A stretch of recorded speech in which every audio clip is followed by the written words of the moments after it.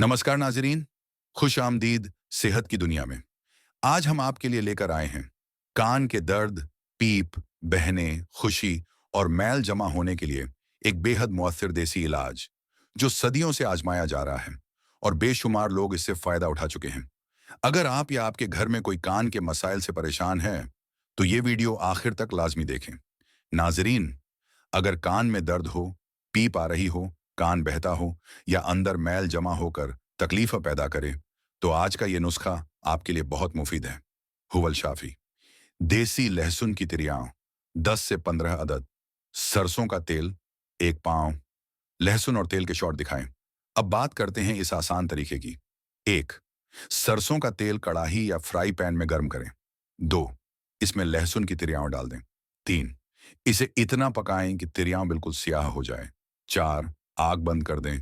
5, तेल को ठंडा होने दें। 6, छान कर किसी साफ बोतल में महफूज कर लें। तैयारी के क्लोजअप शॉट्स। अब बात करते हैं इसके इस्तेमाल के तरीके की। मुतासिरा कान में 4 से 5 कतरे डालें।